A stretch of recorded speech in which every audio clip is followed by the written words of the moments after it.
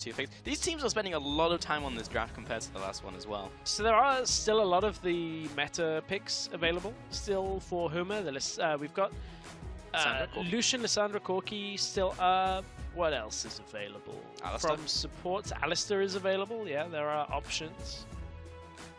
Honestly, the world's Huma's oyster at this point. Yeah. It depends what kind of composition they want to form. All right. So I find this a little interesting because you've got burst out of the jungle, catch potential, and the ability to like take up a lot of time from Lissandra as well with burst. And then you opt for a Janna, which is disengage, which I don't mind. Janna's not a problem, but it doesn't synergize with the other two picks that you've picked up. Yeah. One thing to say is that Graves, Lissandra aren't innately tanky, so now you do offer a shield and the ability for other knockups. Just not like the same as in Alistair.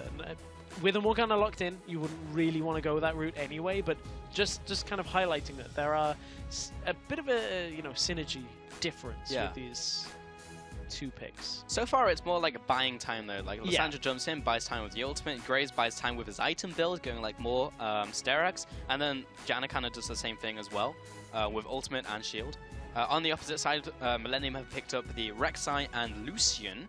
So I'm going to be going with stronger in the laning phase, so because of that one. That does leave Corki open for Holy Phoenix if he wants it. Yeah, into the Lucian, I think that's a fine matchup.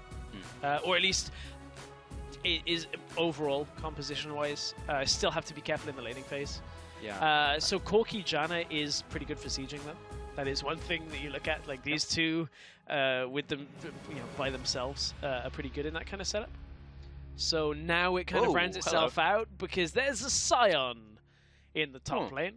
Or could be jungle, expecting top. Don't really see jungle Scion too much. No, we don't see a lot of Scion in general. We do in other regions, but not EU. Yeah, not in Europe. We see it from time to time. I want to say, have we seen it this season in LPL yet? I think we've seen it recently. I can't name the game. Yeah, same. It rings a bell somewhere. Yeah. Anivia was left up, surprisingly. Well, unsurprisingly. I mean, we had so much health spanned in this setup, so I wouldn't be surprised to see that locked in. Anivia into Lissandra, not the worst matchup, because what does Lissandra do? Goes in, uses everything, and Nivea's like, well, you've got my passive. Yes, which didn't even get popped last game. Yeah, so it's now on pretty. I'm figuring that's going to get locked in. And what that does do, it says to Huma, well, you've got a Corki, you've got a Janna, and you've got a Lissandra, so you're going to want to try and sit in front of our towers, but it's not going to last very long. No, Anivia's there, and if Huma were constructing this composition for that reason, they must have known Anivia's going to come up because one, he's played it before, it's his signature champion, so they knew they were going to walk into an Anivia, and they had last pick because they were on red side. So Huma knew this, so will it still work? That's what we have to find out. Will it still blend? With the blend tech. Blender. Yeah. Nice. At this point, you look at Lissandra picked after Tahm Kench, so if Lissandra does go for the assassination potential on Hans Sama, you have the Black Shield, you have Tahm Kench once again. Could be difficult to lock him down. So that is one thing to keep track of as we get ready to go into this game. Let's see if Holy Phoenix can have a better game, though. Yes. I actually felt very underwhelmed by Holy Phoenix in the last game with the Tristana. Weird decisions, wasn't given the opportunity to carry, really, with the setup, and that was all she wrote. But this time, Corki, this is one of the top meta AD carries. Let's see what he's got. Yeah, can definitely make those plays in the early game, and with the Ice Toboggan Corki. He's got everything in his court. Well, make sure to join the discussion once again on Twitter. Hashtag HMAWin or hashtag MILWin. And we'll be checking in what you think later in the game. But this will be a very interesting one because Huma, they kind of rolled over and died last game, but they have so many carries on this team. We literally said they were this team who has triple carries. Triple carries. Let's see if any of them can take that mantle upon themselves now. Godbro, on this Lissandra, could be the one to look at, as we are seeing Millenium. They did this last week. They headed with the 5-man stack and got warded out really quickly, and it came to nothing. This is on the other side. So now they're looking bottom side. Does Holy Phoenix drop the ward? Nope, but he sees wants to them run anyway. away very quickly. He's like, well, there's the ward. Yeah. Yeah, Masterwork just have to throw out a binding. Masterwork on Morgana this game. Will not be going to the mid lane top lane. Less flashy. Like, you can make some really, really nice bindings, but you can't do the same things as Thresh. You can't do the same things as, like, Alistar, like a cool, like, combo, for example. So, we'll see what he does this game. It's kind of selfish from me. I just want him to play something cool. Go play LeBlanc. Cool. Play something cool for me. However, Santorin has opted for the pink ward. We saw this in a previous game with the Elise from Joko. No, Docgo. Yes. Ah. Is that an anagram? No, it's not. There's no J instead of G. Damn. So close. We saw that in the SK series, so just trying to get a little bit of vision control early. But Santorin, after seeing the 5 players all bottom lane, knows he doesn't have to drop that pink ward anyway yet, so he's going to hold on to it. A ward has been placed by Huma as they went into the top jungle, so they know exactly where Joko is the start of the jungle, and when he goes to red buff as well. So that's some nice early information. Once again, going for this Grump, and we'll just head back into lane. So that was fine, and Holy Phoenix and EUCS will do the same. I wonder if they shared XP. So I will tell you that now, actually. They did share. Okay. And both teams shared, yep. It's fairly uncommon these days to actually split that XP. Ooh, binding into the minion line. However, we saw that in... we saw it one game this week. Yeah, SK and Copenhagen Wolves. The level 2 punish, though, and Holy Phoenix has to flash away. Also, the Ignite comes down as EUCS taking some more damage from Masterwork. And a bit more damage as he backs on off. Hans Sama took a lot of punishment from that trade, so he has to pop his potion, but still, level 2 punish and not read by Huma. Yeah, not read, and honestly, it was like, this Janna setup in a lane is pretty easy to read. Is just read for the shield timing. As long as the shield isn't there, you can trade into it. Masterwork even trading flash for flash, and that is a trade that you'll take. AD carry flash for support flash. The only difference really between these two now is if Masterwork steps out of line and gets caught, he doesn't have anything like a Valkyrie that Holy Phoenix has. So Holy Phoenix may still be able to escape situations where Masterwork can't. I'm pretty in this mid lane up against Godbro, Lissandra versus Anivia. So still this mid lane where last time we had Morgana. Could be less happening with at least a one-on-one interaction. They have the ability to roam, like we saw from Pretty and Godbro and Lissandra. Pretty good mobility from Glacial Claw. And has the teleport again. Huma opting for that double teleport style for a second game in a row. It did them barely anything when it comes to actual winning the game last time. They did get one exchange in the bottom lane that turned in their favor because of it. But that was really the only influence. That's the second binding that's hit a minion from Masterwork. And now Hans Sama goes forward. That's an odd trade here. Yeah, I'm not reading from the same page, I have to feel. Hans Sama goes all the way back to turret while Masterwork takes some basic attacks from EUCS. That's just some trading in the bottom lane. Joko will take away this Rift Scuttler and get that early vision. May even go for the Herald. No, he's going to head over the wall. I don't think on his own at this point. Yeah, I was just like, what are you doing? Yeah, he's not going to try and take that on. It's not really easy to take down without a second helper, especially this early on in the game. Haven't seen Sion in quite a long time, but against a Tahm Kench, you kind of have to feel like it's another lane that is going to go fairly neutral. Unlike the Gnar in the last lane, in the last game, where you're kind of expecting Whirlib with the amount of snowballing that Santorin was trying to do for him. You would expect them maybe to... Oh, Holy Phoenix. Oh, the Q did not hit from Hans Sama. Just didn't angle it correctly on that minion. And I didn't angle my words right either. Hans Sama has flash. Another binding onto EUCS. He lines himself up against the wall. Holy Phoenix trading off some damage. Hans Sama turns his attention to the Corki. Got the heal as well. Exhaust is still not available. They got the heal off from Holy Phoenix. Joko has found a pink ward himself. And what that resulted in is a ping up in the top lane. They're looking to go on Kaze, perhaps. Oh, and he lines up against the wall. He immediately has to go into E, and they just wait to outworld him, taking a lot of damage from the tower. Barely escapes. Kaze still retreating. Santorin takes another turret shot. They'll be disengaging bot lane, though. Joko was looking for the dive, but Godbro roaming in from the mid lane with the TP, the flash, the Ring of Frost, and Joko should be going down. The heal from Hans Sama. He stays alive, and Godbro bound up by Masterwork. So much used for nothing overall from both teams. So at the end of all of that, we get the teleport down from Godbro. Pretty even tried to, I believe Pretty flashed to try and interrupt the teleport from Godbro in the middle lane. Top lane, no summoners were used by Whirlib. We had Kaze using both, and he managed to stay alive in that situation. It's all because Santorian was taking too many tower shots, couldn't convert the low health into a kill from Kaze. Whirlib survived on like no health at the same time as well, so well balanced out of Huma not to die in that situation, but at the same time Kaze managing to hold his own in the 1v2. Yeah, and both top laners went for Barmy Cinder. This is what you do when you feel no threat at all from your enemy laner. This is like, well, I'm just going to do this for wave clear on the utility versus going for the defensive option. Joko dropped real low. Ooh. Masterwork knew where he was going to land, but not quite there in time. And also, with the max range binding, very easy to dodge out. Joko in the top lane. This is was that Kaze just saying get back? Yeah. It's just like, leave. have this minion and leave. Joko goes back. Did he hit level 6 from that? I was thinking like maybe he went top to get level 6. Leech it. Yeah. Just that's why he threw the minion over there. I don't think so though. Keep looking at the game. I'm gonna go double check. We need to know for science. God, bro. I'm gonna take out this minion. Basically, even in the middle lane, from what we really expected, it was just most action is gonna come from those roams. He did hit level 6 off the minion. That's actually a really cool little interaction. Nice. Okay. Sweet.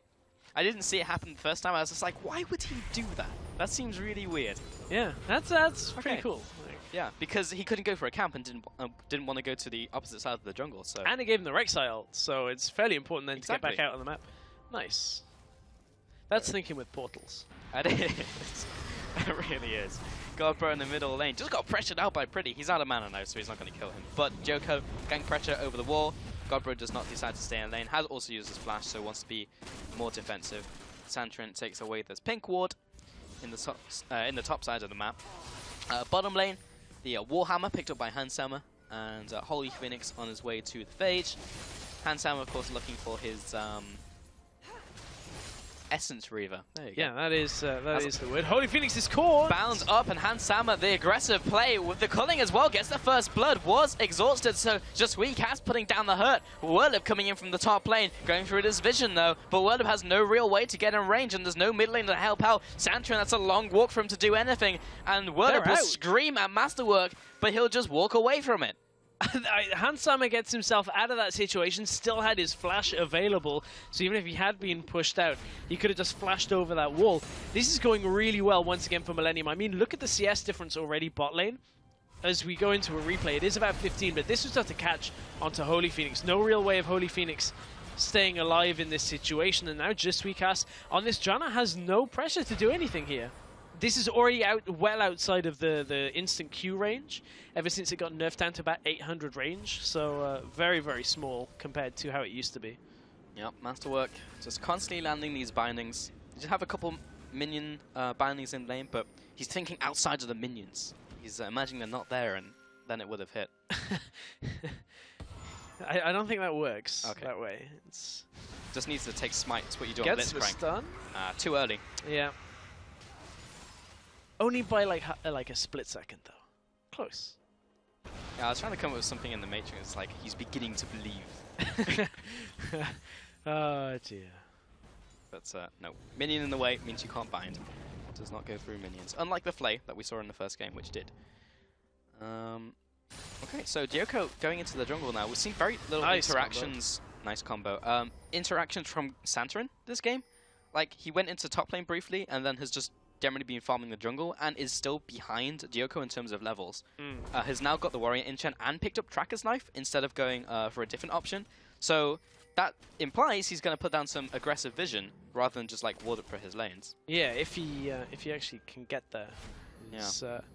Is the risk for Santorin? Just WeCast is dead. And yeah, 3 seconds of binding means, yeah, that's not really going to help you. And went Swiftness Boots and not Merc, so there's only reduced slows and not bindings. Yeah, Holy Phoenix now has to Valk himself away. Holy Phoenix is not having the best series. No. Like, straight up. Some of it is just the duo and just the team in general in the last game, where it's like you can't really play Tristana into it. This time he's just getting pressured out heavily. Like, yes, it's difficult for a Corki that's on Phage only to deal with a Lucian with BF Sword, but it's got to this point, right? Like, he's been out-traded in the laning phase, hasn't been able to take the right trades. The Janna hasn't really offered too much either. There's no way of like engaging to do anything, especially against a Morgana, that you just kind of have to sit there and deal with it. And unless somehow the rest of your team comes and helps you out, you're in basically a fairly difficult matchup to play out. It's really surprising for me because Holy Phoenix is not even like he had a poor performance in the qualifier finals. Because then I'd be like, oh, well, he's just not been performing well since leaving Turkey. But he did really, really well. And in the space of a week, is doing significantly less well. Nice attempted steal by Kaz, but ambitious. Only once in the history, I think, of League of Legends competitively has a Janna Tornado that I can remember stolen anything, and that was LCK Season 3. Yeah, we've had a lot of things that have stolen Barons, like Rainover's Axe stole a Baron. That was pretty good. Have we had a Prey Seeker? I want to say yes. I know dragons have been taken by a Prey Seeker. Yeah, Prey Seekers, yeah. Dragons. Yeah. Holy Phoenix gets himself a little bit of farm, but look at how far behind he is still. 101 CS to 74. Pretty, they go aggressive on, had the cleanse. And Werlib trying to get the wall. CC off the wall. So nice. Stop it? Yeah, it did. Oh, because it bumped him out of it. Yeah. Okay, yeah, because he didn't slam into it, he got bumped. It spawned, like, on him. Yeah. So it just meant that, like, the terrain interaction collided. Got it. And rather than him, like, smash into it, it's just like, well, there's a wall here now. That was really good from Pretty. Gets away from that gank. We're going to see it again, I believe. I think so. So this is the engage onto Pretty. He has cleanse. Let's watch the interaction one more time. Ooh. Oh, well, that's Rek'Sai. Hey, how's it going? So yeah, you can see he's like half through the wall. Yeah. Cool. Nice. Nice. Joko going to take away this ward. Although, I'm wondering, is it... What?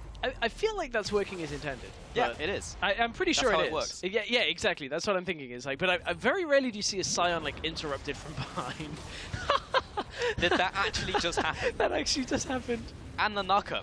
Werlib's not even going to kill Kaze. Oh my god. ultimate. Oh, that'll do it. That's what happens if you stand around mocking people for too long. Yeah. And now Santorin has been unleashed, I feel. Maybe. In the bot lane, Masterwork. Lands the binding onto Suicast. The flash forwards from Handsammer. Gets the exhaust and has to burn the Monsoon as well. Masterwork just doesn't stop landing bindings. Fanboy.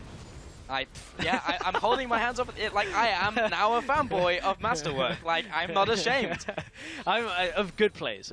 Yeah. Let's be real. Millennium right now are in a good situation in this bottom lane matchup. Santorin's looking for mid lane. Pretty no cleanse this time. And there's the ultimate. Godbro is dropping low though, and will go down to Joko. Kaze into the mid lane. Eats up Joko. He's on the way. He wants some kills onto Santorin. He's getting in range. That was so good by Pretty though.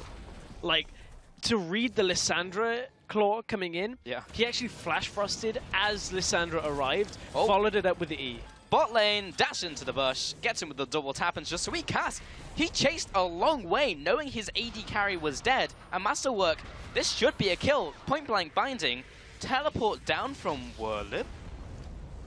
Oh, okay. It's Santorin's here. Is ready for the kill. And Handsammer's just going to try and waste this time, but he's dead. I feel like Huma are getting frustrated by Millennium like making these outplays. Yeah. It feels like they're trying to force things, like in this bottom lane, like trying to fight, chasing, just to get anything that they can. I mean, they're not at the point where Huma should be fighting. They need Corki to get to a point where he can reliably siege, but he's so far behind, he's not even at Trinity Force yet. I mean, it is around the time where you'd expect an on-time Trinity Force to be completed. Binding lands on Willib, they are caught behind enemy lines. Teleport coming in from Godbro, and arrives just a little too late before the disengage comes in from Millennium, and this is not how I expected the bottom lane to go. 2v2 outplays I expected, not from Millennium. up against Holy Phoenix. Okay, Hansama, strong solo queue player, a lot of hype around him. Masterwork did pretty well with Morgana, that's all we really saw. And they are just getting flat out outplayed in these 2v2s. Take a look at this. Yeah, this again is just Hansama having more damage. Holy Phoenix in a situation where he knows he doesn't have the damage to trade here, and just EUCS has followed him. I mean, this straight up, in this situation, is a fight that Huma should not be looking to take. Because you're against like a Lucian that I think he had Essence Reaver completed at that time, but regardless, he at least had like the BF sword part of it, like the massive amount of damage. He has the Essence Reaver now against no Trinity Force Corki. Like that's not a fight that you want. Oh, package, however, the instant black shield mitigates the ultimate from Godbro. Hansama walks out alive. Holy Phoenix under attack. Kaze comes into the fight looking for a kill. Masterwork again with just one of these plays that's like, wow, okay, that was a pretty sick play. But Millenium as a unit are pushing down the mid tower. Huma, what can they do to hold on to this? I'm like looking at this game, and Millenium, even on such low health bars against like a Graves, they're just unable to be stopped at this point. Like Huma, we've been expecting so much more from, and Millenium, just they're showing why they're so good at team fighting. I mean, that's what we heard from a lot of people before this, and I was like, I don't know whether I buy into the hype, because you can be like good to a point in a lot of small tournaments, and that's not discouraging like tournaments that take place outside of Challenger at all, like, because it's still against mostly the same teams. The difference is, like, to do it consistently is the difficult bit, and now we're going to have to see whether they can do this week in, week out. Here comes the black shield that you're talking about. As the animation was already beginning from Godbro. Godbro is like, I have this kill 100%. And the shield comes out at the last second. In comes Kaze. Gets knocked backwards, but at this point the fight's already over for Millenium. They've already won that. Good lord. Millenium just going absolutely off in this game. Whirlip, wait, I think his ultimate just got cancelled again by Pretty. Yeah, he wanted to engage. It was interrupted, and now the chase onto Sweet Cat. As the culling, Whirlip's gonna charge up the Q and tries to fully charge, but he just stands in place. Here, let me line myself up for a flash thrust. He goes down, and now he's trying to chase after Pretty, who jumps forwards, finds himself a second kill onto just Sweet Cat. Godbro with the defensive ultimate, but what are you gonna do from here? Masterwork finds himself a kill. I deserve that one. And fast bomb over the wall does not even get Gyoko. Finds Pretty with the fast bomb, and now Santrin has to defend this wave by himself. Man, there is so much that's going wrong for Huma. And honestly, I feel like so much of it started in the pick and ban phase. Yeah. Like, they drafted this kind of composition knowing that Anivia was a likely pick for Millenium. You draft a composition that, like, you're looking to siege against a strong wave clear mid laner that has already been played multiple times by Pretty, and we've seen how strong it is. And then you kind of draft this comp that is looking to engage with such unreliable engage against an Anivia. That's 2 for 2 from Pretty, just to wall off Whirlip. And honestly, I feel like Huma were not expecting that interaction to be so prevalent here. I feel like that's not something that you'd realistically take into account. Scion into Anivia doesn't happen every day. Well, I feel like most of competitive players now seen why you don't do that in this game. Also, I called out that Whirlip was just standing still for I'm going to hold that thought because Masterwork may be under attack. Yeah. No, he was charging, which I thought he was. He got bound first, so he couldn't move even if he wanted to. He shouldn't have got bound, but you know, it wasn't by choice that he decided to stay still. I kind of forgive him a little bit on that. Yeah. Godbro is dead. I'm cutting him some slack. Yeah, you get him just like he's trying to cut people down with that lumberjack axe right now. He's trying, but can't say. He's under the tower and is just going to eat Whirlip. Now walking away. So, still has a Z. He may have to pop it. Axes aren't the best tool for fishing. Is something Wow, that is confidence. He holds on to it, eats him again. Now he goes into it before the damage comes in. I think Kaze's still pretty dead though, because they have overextended quite badly. I will draw your attention to the top lane.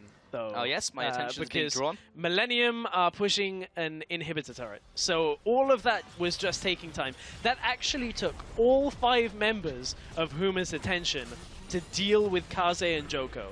And they lose an inhibitor turret because of it.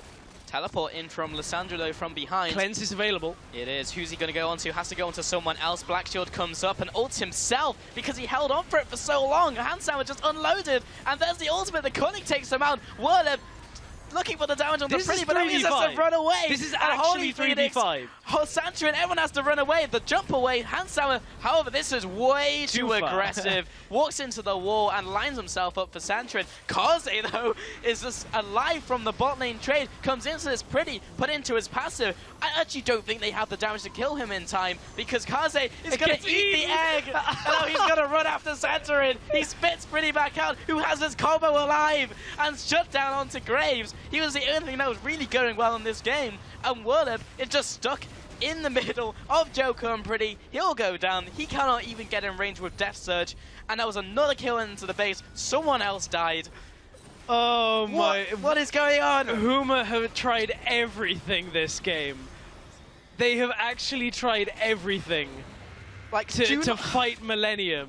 And Millenium have just gone, okay, well, I'll eat the egg. Okay, well, this will happen. And they got Handsammer in that fight, and that is like it. And they lose an inhibitor in that entire exchange. That is so that must be so frustrating. Okay, I'm gonna hold that for a second as Holy Things does have the package. Is there, yeah. Yeah, he could make a play here. I don't think he can chunk through Joko. I think he's just gonna like, die he's if only he goes got in. Triforce. Maybe he can kill Masterwork. I need to know what happened. Okay, we're gonna see this replay again. Yeah, we are gonna see that I'm gonna watch happen again. Also, just for the record, that when we go into replay, there is some tricky time things that mean we won't miss any action. Timey-wimey, etc. Yeah, exactly. Wibbly wobbly. Double stun from Pretty. Again, that caught Holy Phoenix and Whirlib. Man, Pretty stuns have been on point. And I'm trying so hard not to just like only talk about positives from Millenium, because there are issues. They are playing very overconfident, like that from Handsammer. That is way too overconfident. But he knows that Kaze is here to come in through the backside of this. Again, a little overconfidence by Pretty to be surrounded by this many people, but I guess we found out what's on the menu for breakfast here, as Kaze, I guess in this situation you'd call those over easy. Yeah, it's too good. Oh man. Santorin gets 2 targets to blow up and it still wasn't enough in that fight. But let me just praise Huma for a second, because they have been finding really... Oh my god, I have to turn away. They have been finding really creative ways to try and come back into the game, try and find trades, but every time Millenium does something more creative to make the counterplay happen. Just Recast, he's dead. This is a fact that you just have to come to terms with.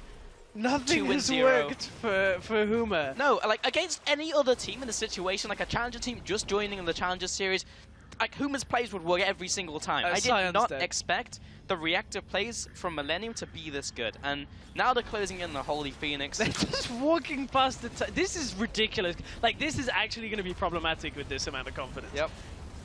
Kaze should be dead here. Like, he shouldn't stay alive. But he is. He's out. He's actually alive. What is this game? I don't know, Stress. You tell me. Because I don't know. I don't even, like, Huma must be tilted off this. I'm sorry. Anyone would be tilted. I'm tilted watching this. Yes. Watching Huma try and throw everything and the at kitchen Millenium. sink. Like, man, there have been, don't get me wrong, there have been misplays in this game. Yes. This has been a very fun game to watch, yeah. just from like a how is this happening perspective. Every time Huma go in, I'm like, that's a good engage. Oh, it's not a good engage. Like, they find so many good ways to go for fights, which should work. But the thing is, they've just been so far behind. Yes. For like the entire game. But even right so. now, Millenium being like 13,000 gold up.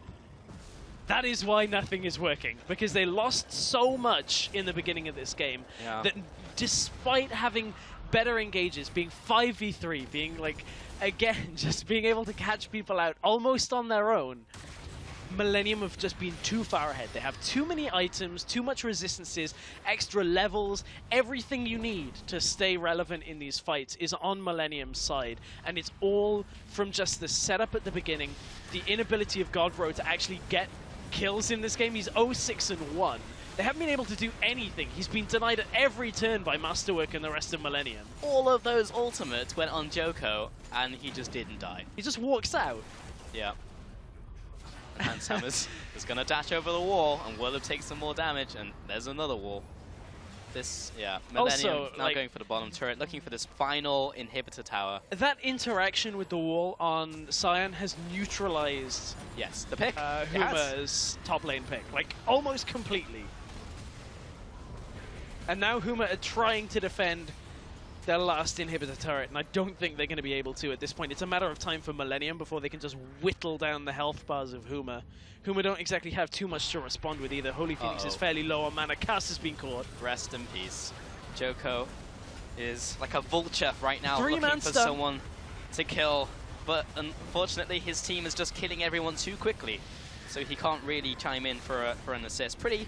Ooh, Oh, he what? actually gets What? out. He actually got out. He's actually. Oh my god. He's actually. Oh my.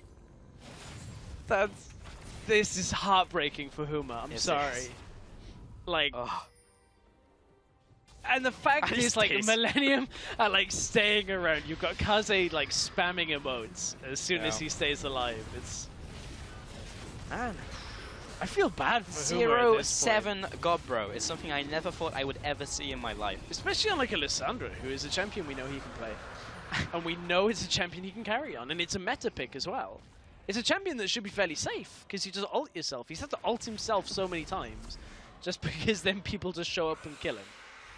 So we have 3 carries on this team. Yeah. World of Godbro, Holy Phoenix, and Sandrin is the one with all the kills this game. The guy who usually sets up those lanes for success, and has actually gone Graves this game. He is playing Graves, so, I mean, that's not too different to what you'd expect from a Graves, but is different from what you'd expect from Santa. And Cass is caught out again. Like, this is like the 4th or 5th time this has happened now. Yeah. Well, Your jungle there's the is ult, not safe. and Well, of course it was a goodly. If only- goodly. goodly. Well if, timed stuff. if only EUCS had fantasy, this would be the dream game. You just win the week. Yeah, You just win. you would. Just like Millenium are looking to do right now. They didn't Yeah. even go Baron. Like, No. normally at this point, with 26 minutes in, Millenium have 21 kills. They've been averaging, like, just under a kill a minute in this game. Oh, it's actually 27 minutes just before our Twitter analyst proves you wrong. Stress. Yeah, sorry. Maths is not my I got you. I got your back. Whirlip, he is meant to be the tank. He's quite dead, and now Kazi closing in onto Godbro. There's the culling, defensive ultimate. Oh, and while all of this is timing. happening, Pretty is killing the Nexus turrets. Joker will actually go down, but Kaze in grey health is walking into the enemy team. And Millenium playing with their food. This is almost disrespectful. It's border. It's getting there. It's getting there. There's the package. Can they make anything happen? I think the Nexus is dying too quickly. Handshammer goes down. Pretty is still alive. This is a 1-on-2, and Huma may have disengaged and stopped this from happening. Though. The E comes out, and that's a flash from Jasui Cass. They can't. That's a good point. I'm actually not sure if Sentrin can clear these minions. No, he can't. He can't clear 2 waves of super minions, realistically. Like, because he can't target the supers. He can only target the Here front comes line. Warlib. And that are going to win this game with such a demanding performance. That was ridiculous. That was not what I was expecting to see today. Yeah. Like, yeah. A little bit disrespectful as well. Kaze for like the entire little bit. series is just like control full. Yeah, specifically that moment where they'd caught him and they knew he was going to flash over the wall and start recalling, and then But man. yeah, I mean, Huma, I was not expecting that performance. Like, Santrin did well in that last game, but Godbro 1-8-1, Holy Phoenix 1-4-5, multiple times in lane, got outplayed 2v2. Like, these are players like who have crazy pedigrees and have destroyed players who, again, have their own fantastic pedigrees. Like, Godbro has been in the scene for a long time. Holy Phoenix and TCL has played at Worlds. Top lane, Whirlip in Giants has just been really good as a player in that team. Didn't matter though, Pulse. It didn't matter. It didn't matter against this Millenium lineup who have been playing together for a while. We talked about how they have a gaming house, they have a lot of support behind them, and they look really solid, actually, like really good. I'm trying to think of other teams that have kind of come in and dominated this hard. I guess I'd look at the likes of, and I'm not comparing them, just to put this out there, the kind of performance that we saw from Origin, where it was just like, well, we don't care what you do, we're going to win this game. And that's what Millenium looked like in this series. I don't think they're to that level that we saw, but nevertheless, their coordination and team play is probably, from all of the 6 teams we've seen today, probably the top. Not even probably, is better than seemingly every other team we saw. Yeah, this is a good example of a team who's been built up from the ground up by an organization from Millenium, has a French talent as well for a French organization, and has just done really well. This has highlighted a lot of problems for Huma. Maybe it was an off week because they just did nothing well that they did when we've previously seen them, like in the qualifiers, even in the lead up to the qualifiers. They still had really good decision-making even from behind, but got thwarted at every single turn. If you put them against some of the other teams we've seen today, they could have come up big with wins. I think like a big problem for Huma was they drafted themselves into a really weird place. Like you ban out so many top laners, and then Millenium also ban out top laners. So you end up in a situation where you can't pick anything, and then Tahm Kench is up and you don't pick it in both games. Like you go for the Graves, then you go for in game 2. Kalista was Morgana Elise was rotation 1, game 1. I feel like you just gave Millenium, like, well, you have the best top laner, we'll just pick the scraps. Even though 6 top lane bans. Like, that's real suspect to me when it comes to the draft. They also did not react to the opposing draft. Because in this game, they picked up a Siege composition who wants to clear waves and Siege. Not going to happen against Anivia, who was left up until the final pick. They know Pretty plays it, played it in game 1. And in game 1, left Tahm Kench open, and also picked a pick composition and then started drafting some other stuff, but primarily looking for those picks with the Morgana, with the Elise, and then Tahm Kench just walks up and eats them, and then good luck with the pick. it doesn't matter if you CC them or not. So it was really weird. Drafting issues, a lot of problems. Lot of problems. Well, we'll see if they can fix them, because Huma still, I'm not counting them out.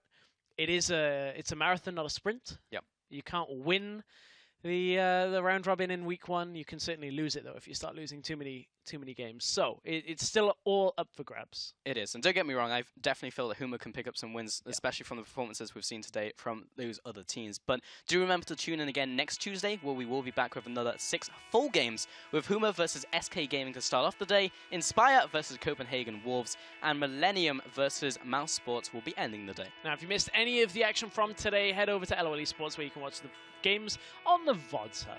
Yes, and while Challenger is done, League doesn't stop here. Tune in again at 2 AM CET or 5 PM Pacific time for Prime Time League. And just to keep that in check, that is tomorrow that Prime Time League returns. So Wednesday into Thursday night. And the North American Challenger Series returns right after PTL at 3 AM CET, 6 PM Pacific time. Yeah, and that does bring week 1 of the European Challenger Series Spring Split to a close. So from myself, Stress, and the Challenger broadcast team, thank you for joining us, and we'll catch you again next week.